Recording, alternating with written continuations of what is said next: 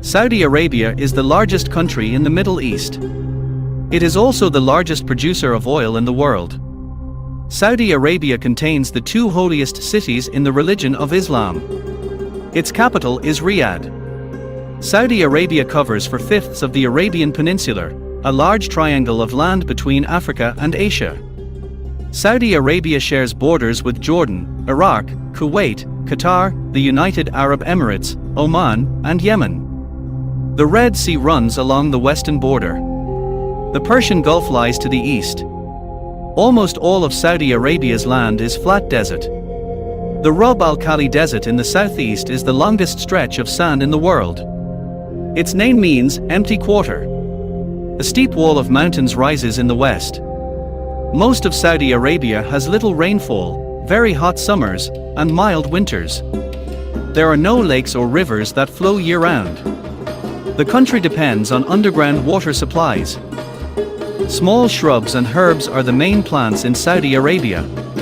Some grasses and trees grow in the southwest, near the Red Sea.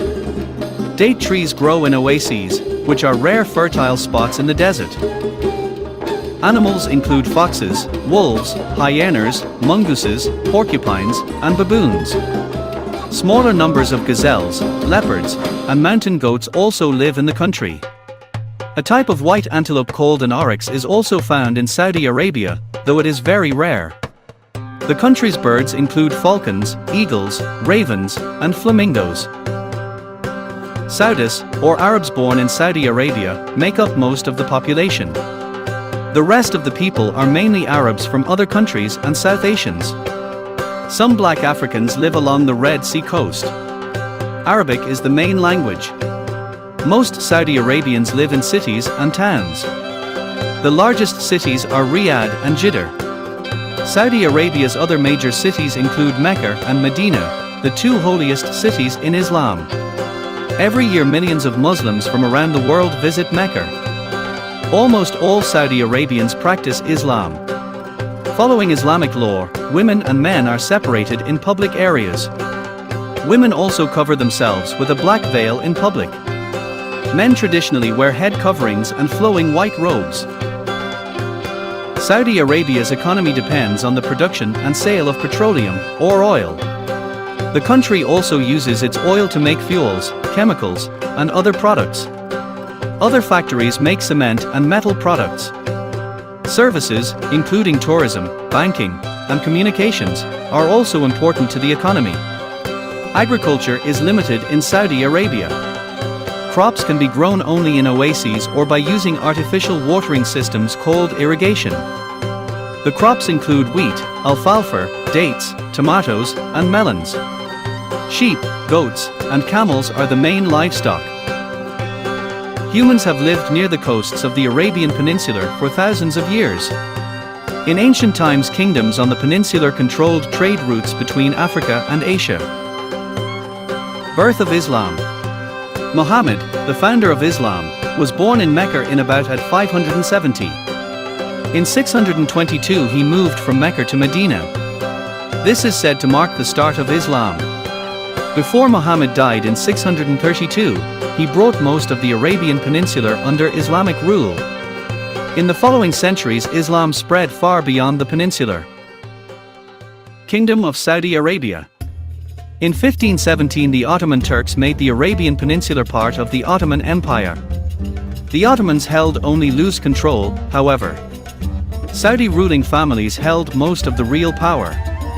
In the 1700s the Saud family joined with religious leaders to take control of the peninsula. By the end of the 1920s the leader Ibn Saud had conquered all of what is now Saudi Arabia. In 1932 he formed the Kingdom of Saudi Arabia. Saud kings ruled Saudi Arabia into the 21st century. Oil. Oil was discovered in Saudi Arabia in 1938. The country became a major supplier of oil to the United States and the rest of the Western world. The sale of oil allowed the Saudi government to build many new roads, schools, hospitals, and other buildings. Saudi Arabia became a leading power in the Middle East. Modern Saudi Arabia. King Fahd took the Saudi throne in 1982.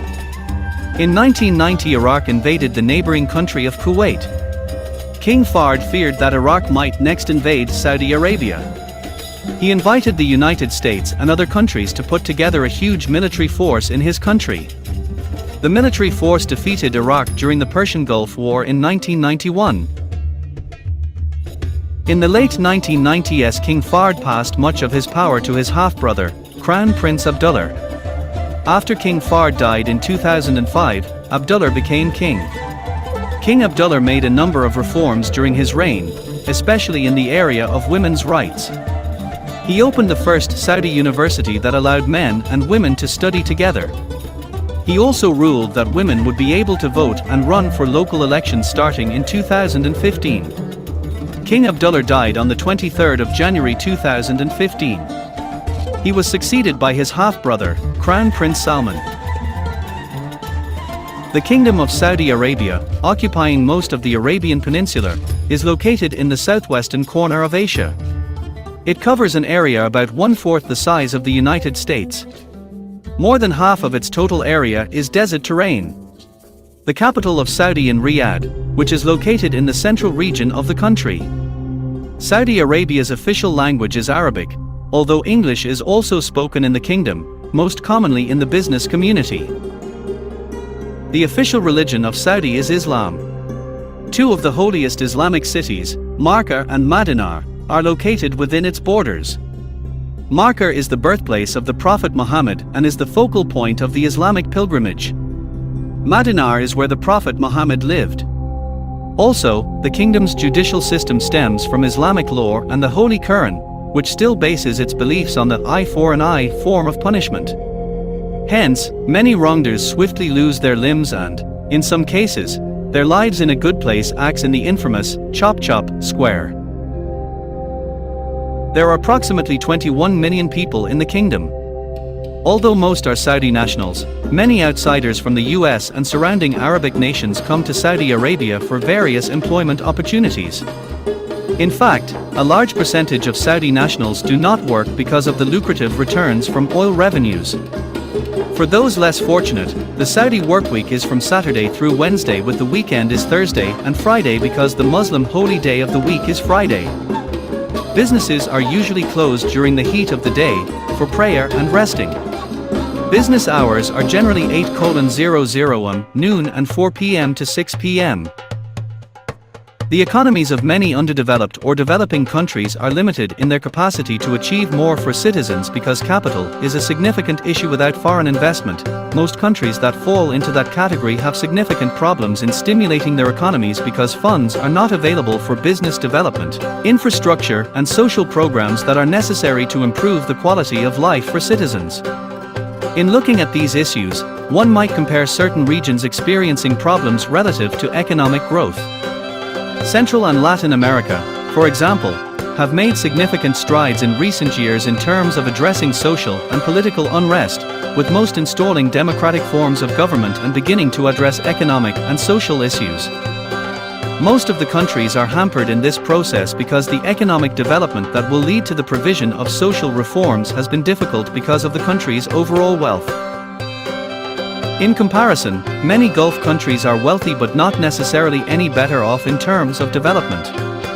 In both cases, national wealth tends to be concentrated among 5% or less of the country's population, and in the case of Gulf countries, in the hands of the royal family. The Arab Human Development Report 2002 provides insight into the question of whether wealthy Gulf states are developed, as well as information that is specific to the current situation in Saudi Arabia, one of the more westernized countries in that region. These issues are particularly critical as the economic and social conditions in Gulf states are determined to be a significant cause of a rise in terrorism in general and precipitated the attacks on the World Trade Centers and the Pentagon in particular.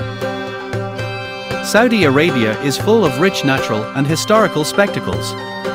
It has attracted Muslim pilgrims for centuries from all over the world. Its diverse natural environment and affluent cultural heritage are major attractions for both domestic and international tourists. The paper describes tourism in Saudi Arabia and highlights tourist points in the country. Saudi Arabia is a land of abundant natural and historical spectacles. It has been a travel destination for Muslim pilgrims for centuries from all over the world.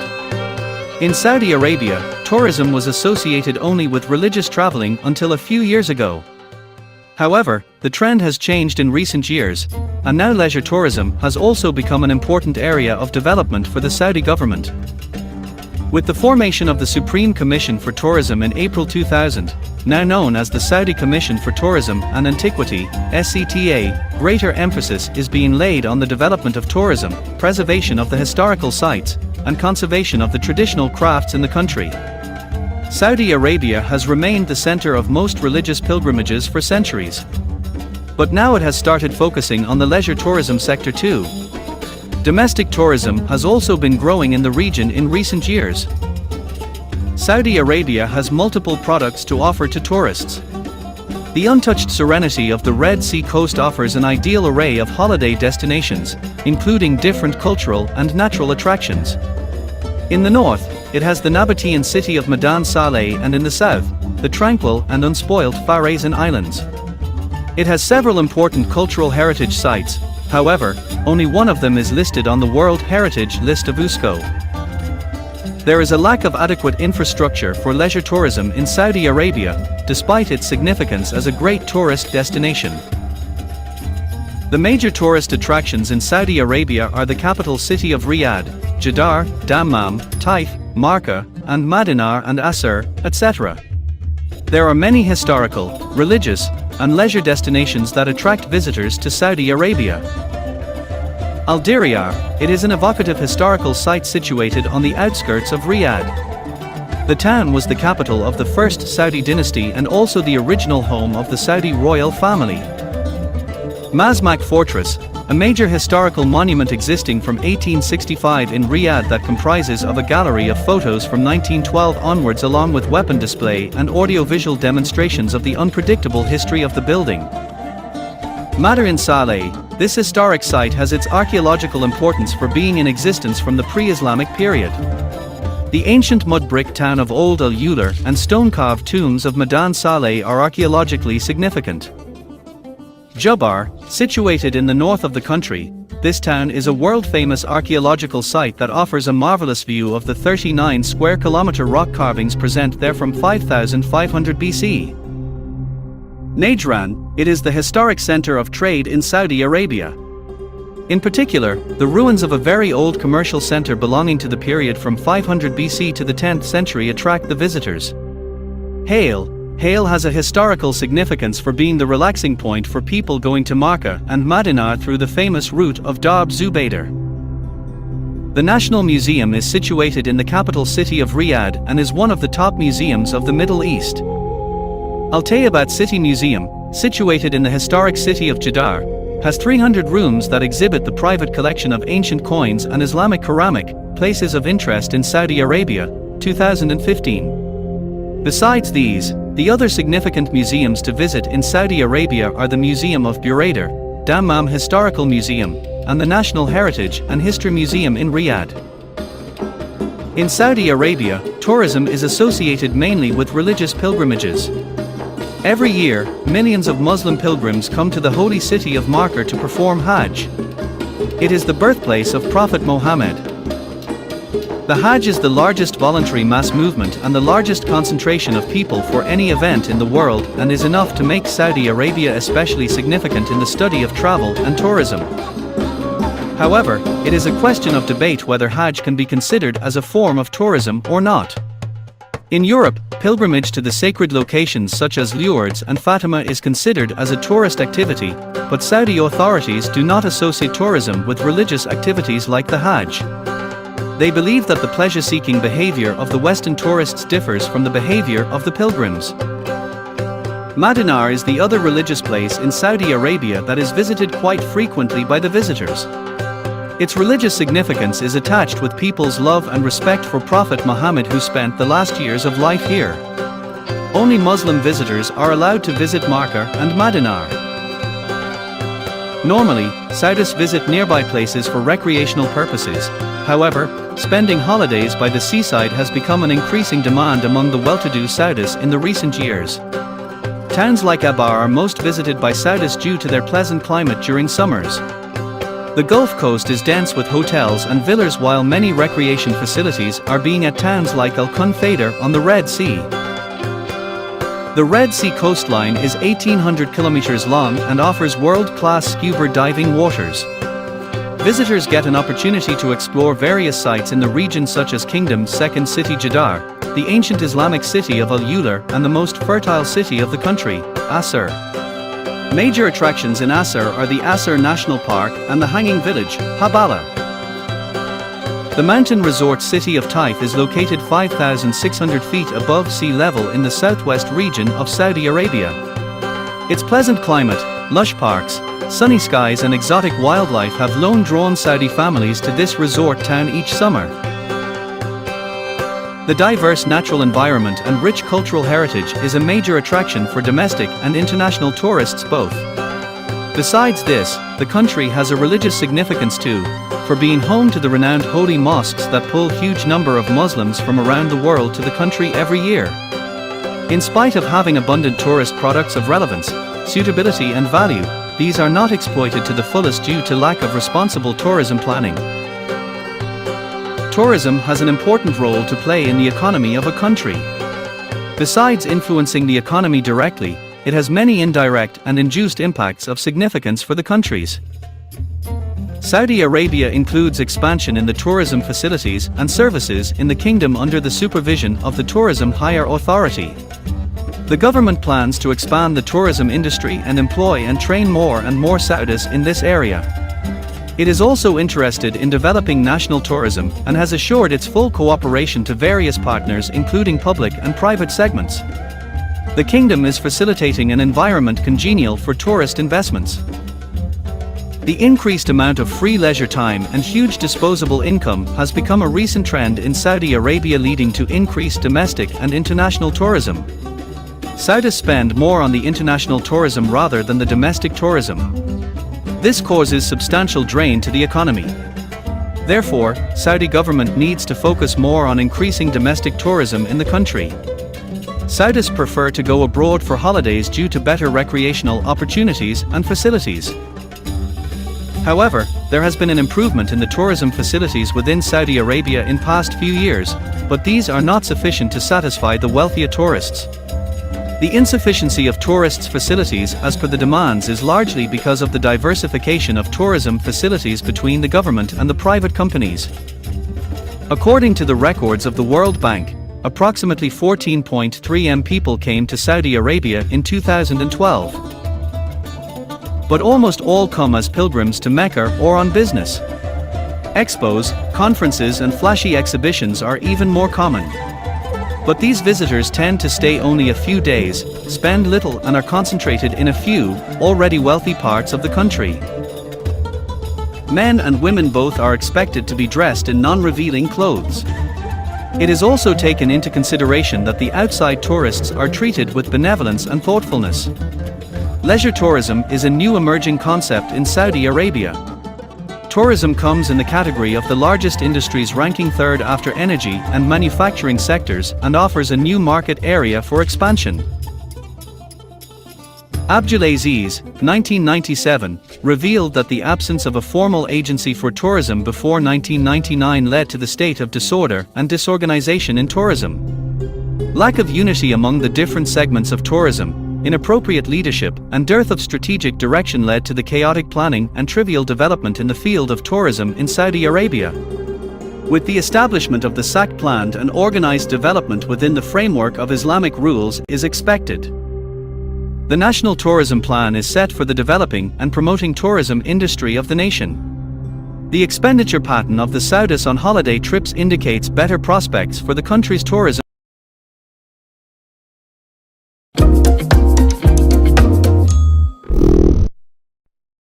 Egypt's impact on other cultures was undeniably immense. From the earliest periods of pre-dynastic Egypt, there is evidence of trade connections that extended as far east as the Indus Valley. These trade routes passed through the Near East, resulting in an early exchange of motifs and ideas between the civilizations of Mesopotamia and Egypt.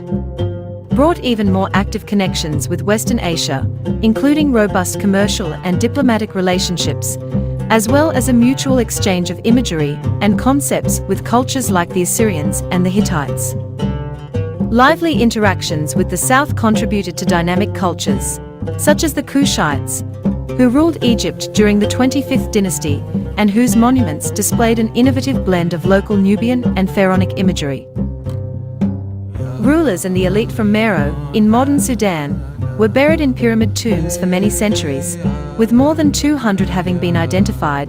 The country actually contains more pyramids within its borders than Egypt does.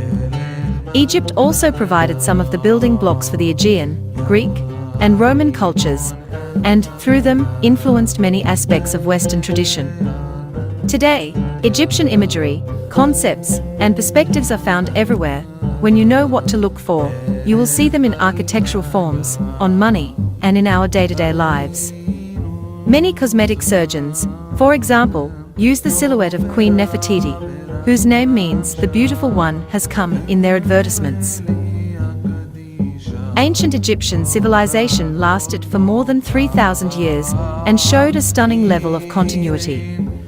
That is more than 15 times the age of the United States, and consider how often our culture shifts. As recently as 2003, there was no Facebook, Twitter, or YouTube. While today we consider the Greco-Roman period to be in the distant past, it should be noted that it is closer to our own time than it was to that of the construction of the pyramids of Giza. It took humans nearly 4,000 years to build something, anything, taller than the Great Pyramid. Contrast that span to modern times. We get excited when a record lasts longer than a decade.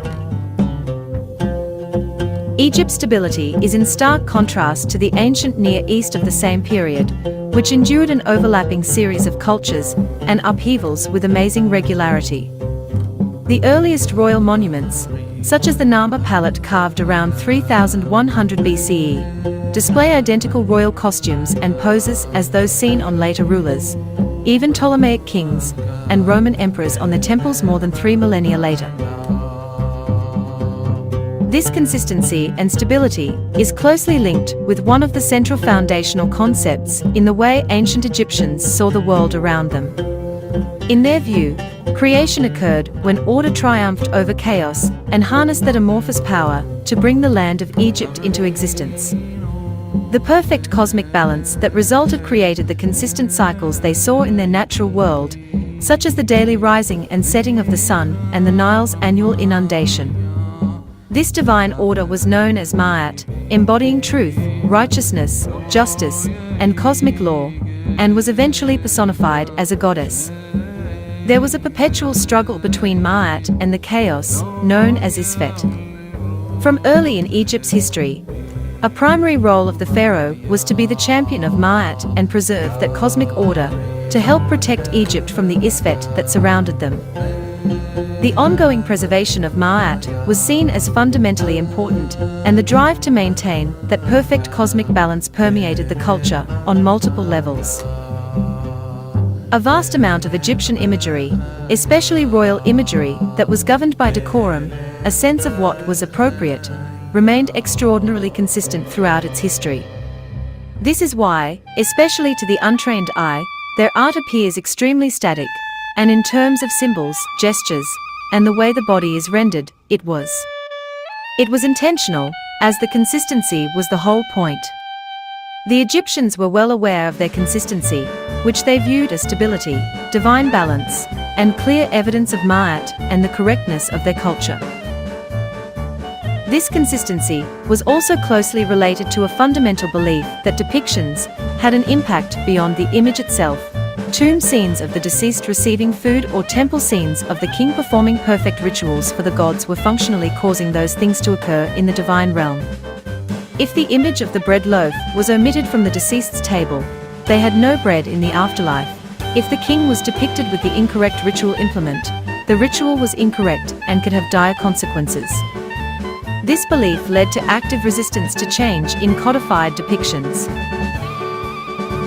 The earliest recorded tourist graffiti on the planet came from a visitor from the time of Ramses II, who left their appreciative mark at the already 1,300-year-old site of the Step Pyramid at Saqqara, the earliest of the massive royal stone monuments. They were understandably impressed by the works of their ancestors and wrote of their desire to continue that ancient legacy. Egypt is a land of duality and cycles, both in topography and culture.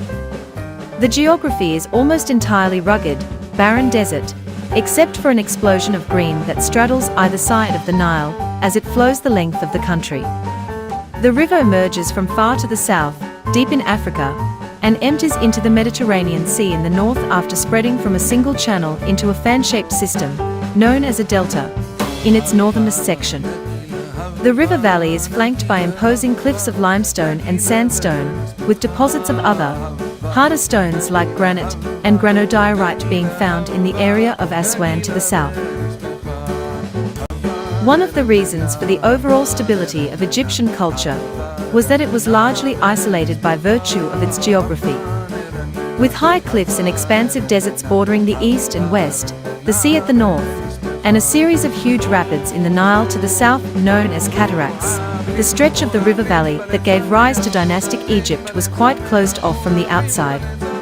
Egypt was undoubtedly the gift of the Nile, as the Greek historian Herodotus famously wrote.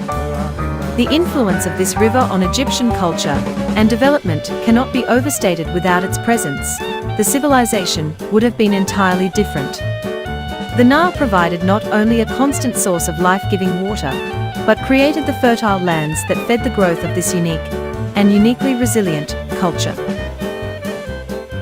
Each year, fed by melting snow in the far-off headlands deep in Africa, the Nile overflowed its banks in an annual flood that covered the ground with rich, black silt and produced incredibly fertile fields. The Egyptians referred to this area as Kemet, the Black Lands, and contrasted this dense, dark soil against the Deshret, the red lands of the sterile desert. The line between these zones was, and in most cases still is, a literal line. The visual effect is stark, appearing almost artificial in its precision. The annual inundation of the Nile was also a reliable and measurable cycle that helped form their concept of the passage of time. In fact, the calendar we use today in the West is derived from one developed by the ancient Egyptians. They divided the year into 3 seasons: Akhet, inundation; Peret, growing emergence; and Shem, harvest. Each season was divided into 4 30-day months.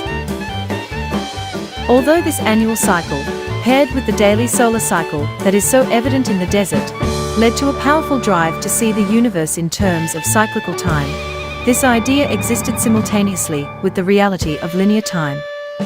These two concepts, the cyclical and the linear, came to be associated with 2 of their primary deities: Osiris, the eternal lord of the dead, and Ra, the sun god who was reborn with each dawn. Rulers in Egypt were complex intermediaries that straddled the terrestrial and divine realms. They were, obviously, living humans, but upon accession to the throne, they also embodied the eternal office of kingship itself. The Ka, or spirit, of kingship was often depicted as a separate entity standing behind the human ruler. This divine aspect of the office of kingship was what gave authority to the individual person who was the king. The living king was associated with the god Horus, the powerful, virile falcon-headed god who was believed to bestow the throne to the first human king. Horus's immensely important father, Osiris, was the lord of the underworld. One of the original divine rulers of Egypt, this deity embodied the promise of regeneration. Cruelly murdered by his brother Seth, the god of the chaotic desert, Osiris was revived through the potent magic of his wife Isis. Through her knowledge and skill, Osiris was able to sire the miraculous Horus, who avenged his father and threw his criminal uncle off the throne to take his rightful place. Few civilizations have enjoyed the longevity and global cultural reach of ancient Egypt. Their distinct visual expressions, writing system, and imposing monuments are instantly recognizable by viewers all around the world even today. Put simply, their branding was on point. Despite portraying significant stability over a vast period of time, their civilization was not as static as it may appear at first glance, particularly if viewed through our modern eyes and cultural perspectives. Instead, the culture was dynamic even as it revolved around a stable core of imagery and concepts. The ancient Egyptians adjusted to new experiences, constantly adding to their complex beliefs about the divine and terrestrial realms, and how they interact. This flexibility, wrapped around a base of consistency, was part of the reason ancient Egypt survived for millennia and continues to fascinate. With the blazing sun above, flanked by vast seas of shifting sand, and fed by the life-giving Nile River, which hid frightening creatures beneath its dark waters, the natural world of Egypt was inherently beautiful, but also potentially deadly. Outside the lush river valley, there was little protection from the ever-dominant sun, whose intensity was both feared and revered. The deserts were home not only to many dangerous creatures, but the sands themselves were also unpredictable and constantly shifting. The clear night skies dazzled with millions of stars, some of which seemed to move of their own accord while others rose and fell at trackable intervals. The Nile, with its annual floods, brought fertility and renewal to the land, but could also overflow and wreak havoc on the villages that lined its banks. Careful observers of their environment, the Egyptians perceived divine forces in these phenomena, and many of their deities, such as the powerful sun god Ra, were connected with elements from the natural world. The perception of divine powers existing in the natural world was particularly true in connection with the animals that inhabited the region. There was an array of creatures that the Egyptians would have observed or interacted with on a regular basis, and they feature heavily in the culture. One of the most distinctive visual attributes of Egyptian imagery is the myriad deities that were portrayed in hybrid form, with a human body and animal head. In addition, a wide range of birds, fishes, mammals, reptiles, and other creatures appear prominently in the hieroglyphic script. There are dozens of different birds alone. The Nile was packed with numerous types of fish, which were recorded in great detail in fishing scenes that became a fixture in non-royal tombs.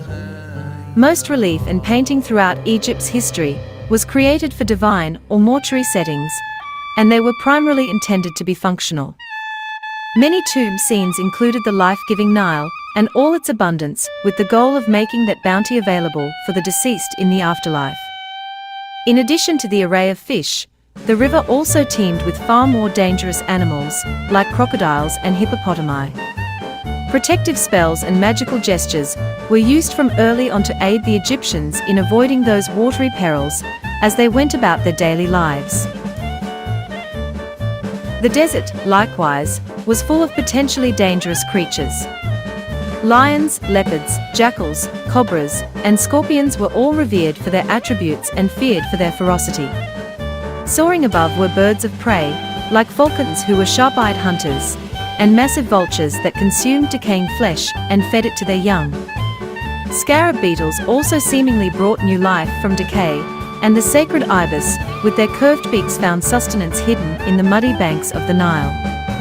All of these creatures, and many others, became closely associated with different deities very early in Egyptian history. The Egyptians did not worship animals. Instead, certain animals were revered because it was believed that they were related to particular gods and thus served as earthly manifestations of those deities. Even domesticated animals, such as cows, bulls, rams, and geese, became associated with deities and were viewed as vitally important. Cattle were probably the first animals to be domesticated in Egypt, and domesticated cattle, donkeys, and rams appear along with wild animals on pre-dynastic and early dynastic votive objects, showing massive herds that were controlled by early rulers, demonstrating their wealth and prestige. Pastoral scenes of animal husbandry appear in numerous private tomb chapels and wooden models, providing detailed evidence of their daily practices. Herdsmen appear caring for their animals in depictions that include milking, calving, protecting the cattle as they cross the river, feeding, herding, and many other aspects of their day-to-day care. Already in the pre-dynastic period, the king was linked with the virile wild bull, an association that continues throughout Egyptian history. One of the primary items of royal regalia was a bull tail, which appears on a huge number of pharaonic images. An early connection between the king and lions is also apparent. One scene on a pre-dynastic ceremonial palette, the battlefield palette, shows the triumphant king as a massive lion devouring his defeated foes. First dynasty kings appear to have kept lion cubs as pets. In addition, lions, among other animals, were associated with the burials of some early rulers. One of the most iconic images from ancient Egypt is the massive Great Sphinx at Giza, which was sculpted from the living rock of the plateau. This fused form, with the body of a lion and the head of the king, became a common visual expression of royal power. While many of the religious and cultural characteristics of ancient Egypt were evident from very early on and continued all the way through the Roman era, contributing to overall cultural stability, sweeping conceptual developments and adoptions of external elements are also evident. Throughout ancient Egypt's long history, periods of unified control were interspersed with moments of instability where parts of the country were controlled by different authorities.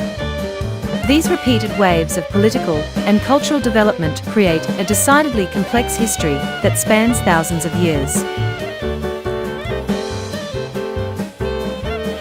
The civilization of ancient Egypt obviously did not spring fully formed from the Nile mud, although the massive pyramids at Giza may appear to the uninitiated to have appeared out of nowhere. They were founded on thousands of years of cultural and technological development and experimentation.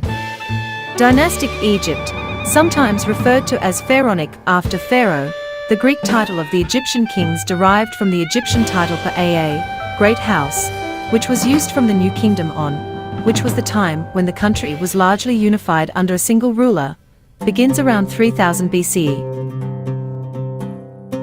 The period before this, lasting from about 5000 BCE until the unification of Upper and Lower Egypt under one ruler, is referred to as pre-dynastic by modern scholars.